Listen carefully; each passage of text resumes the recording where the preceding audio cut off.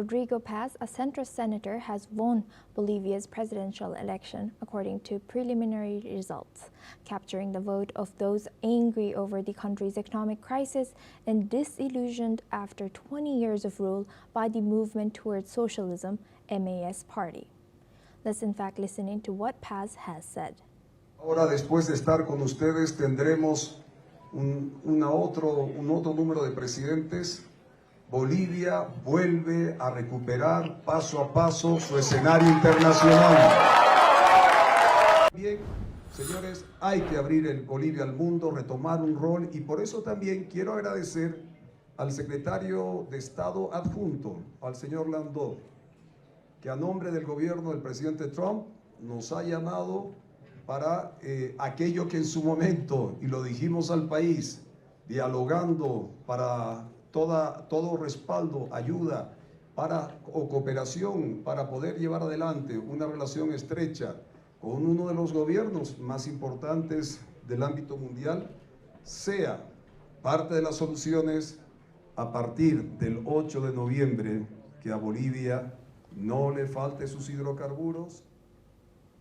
Meanwhile, the defeated Bolivian presidential candidate Jorge Quiroga has said that despite the overwhelming pain, he will respect the election results in a concession speech to his supporters in La Paz. Let's listen into what Jorge Quiroga has said. Por eso, viendo los resultados del siempre, no fueron anunciados con mucha elegancia y más allá de que había otra información previa que puede causar confusión, respetamos el trabajo del siempre en la primera vuelta y lo vamos a respetar en la segunda vuelta. He llamado a Rodrigo Paz Pereira, le he deseado mis felicitaciones en momentos... Sí. Now we move on to Australia. Australian Prime Minister Anthony Albanese is set to meet US President Donald Trump at the White House to discuss a range of issues, with a major focus on strengthening the Australia relationship in critical minerals and defense. Additionally, Albanese will push for a larger US commitment to Australia's critical minerals sector. As China tightens its control over global rare earth supply, Australia is looking to boost mineral supply chains and even offer shares of its planned strategic reserve to allies, including Britain. Meanwhile, the summit will also cover security issues, including the AUKUS Treaty, under which Australia is set to buy nuclear-powered submarines from the US by 2032. Australian officials are confident that the agreement will move forward, with Defence Minister Richard Marles saying he knows when the review will conclude. Now, for this discussion, we're joined by Charles Thompson. He's an Australian journalist, joins us live from Sydney. Thank you very much, Charles, for joining us. Welcome to NewsX World. Charles, how might deepening US-Australia cooperation, especially on critical minerals, reshape global supply chains? Okay, so this is very complicated, and nobody has anybody but to blame but the Prime Minister himself as Australia. The current ambassador in Australia is a former Prime Minister by the name of Kevin Rudd, who's a very articulate, very bright gentleman, but he's on the record of attacking the Trump administration way beyond what was required. And also, Australia has messed up its policy in Gaza. So it's really, there's so much baggage outside of the rare earth minerals when there's meetings happening with the Trump administration. Now, it's really a hard one to call. It's fabulous that the Americans need us and that they're willing to invest in the rare earth, but also now the problem will also be with China, because China will also be pushing and pulling.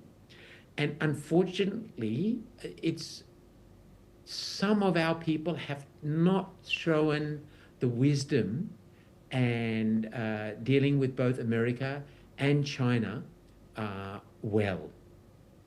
Yes, and building on that, Charles, given the long-standing alliance, although now, as you've mentioned, there are some sticking points in Australia and the US relationship, but what challenges and opportunities could arise as these two countries navigate this increasing geopolitical tensions, also particularly with China, as you mentioned?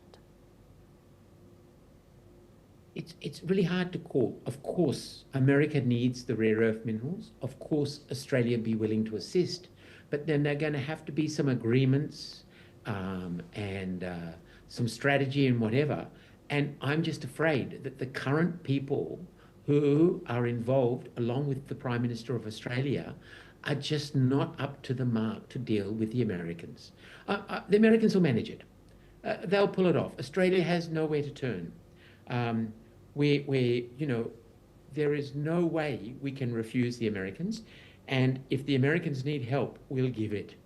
But it's just unfortunate that politics has had to come into this when what should have happened was the people in the Australian Embassy in Washington should have been a bit more level-headed. Right.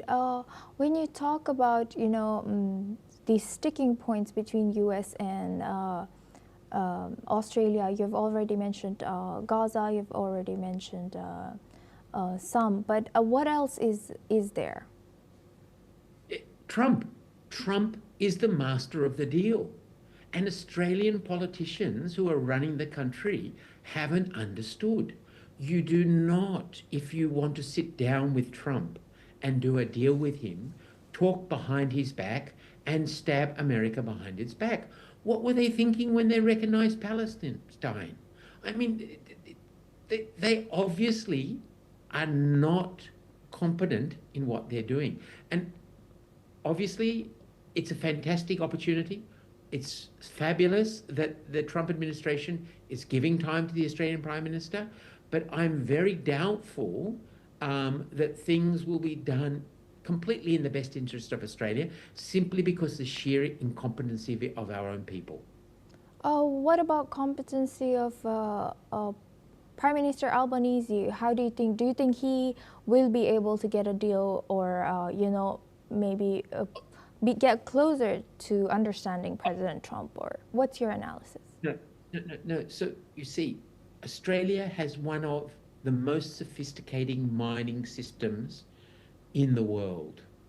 Now, I'm not an expert on rare earth minerals, but what I understand that what the Chinese have quietly done is they've improved their technology exponentially above and beyond everybody else in the world with rare earth extraction.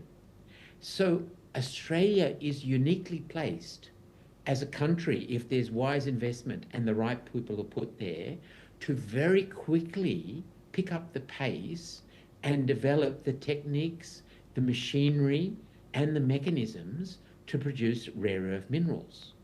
So absolutely, I can see the Americans possibly helping Australia very much to get this over the line and get this going forward. Because this is an amazing play by China. This is extraordinary. What China has done has even dumbfounded the Americans. I'm struck by it. I mean, I would never have thought they would have brought this out into the open. Normally the Chinese would do this quietly behind the doors. But to turn around and say that they now are going to control who buys rare earth and they will dictate is just extraordinary. Yes. Everything in modern life, at the end of the day, has some sort of chip or some sort of device or some sort of metal that contains rare earth metals. Yes. So it's incredibly important issue, incredibly important. And I'm glad that the Prime Minister is meeting Donald Trump and his team today. Yes, and bringing AUKUS to this conversation, Charles, what strategic and security implication does this AUKUS submarine agreement have for this upcoming summit between Albanese and Trump? Australia has a terrible track record in building things itself for its own military. Whether they're ships or submarines, they always go over budget. Now, to build state-of-the-art nuclear submarines in Australia is going to be a huge challenge, and it requires transfer of technology also. So this is something that's very complicated. One can't be sure that Australia will pull this off, even if it gets agreement with the United States. And the problem is that the Chinese now are the ship manufacturing hub of the world. I mean, even in Sydney Harbour, all the ferries now, they're all made in China. China has taken over this. So this is not something that can just be fixed in a few days. It's going to take a couple of years of really hard work. Now, how this treaty goes forward, to be fair though, the Americans have done a terrible job with India. So AUKUS relies on Australia, Japan, India, and the United States. So the Americans themselves have got a lot of work to do to convince the Indians about the whole Quad arrangement. Now, I know India is not part of the AUKUS arrangement, but still, all these things tie in together, because as we speak, Australia is now having upgraded its military ties and its naval exercises with India. So, you know, Japan, Australia, India, and United States are all very much involved in anything to do with the sea. And China is amazing. It's bullying everyone. It's not, and I think what's often lost in India is China is not just bullying India on the borders of the Himalayas. It's bullying all Asian countries in the sea, the Philippines, Vietnam, even Indonesia, which is miles and miles away. It's still bullying them in their territory across their coast. So these things are incredibly complicated. It's very hard to see how these will go through. And I just hope there are very wise minds working on these behind the scenes, advising the politicians. Totally, indeed.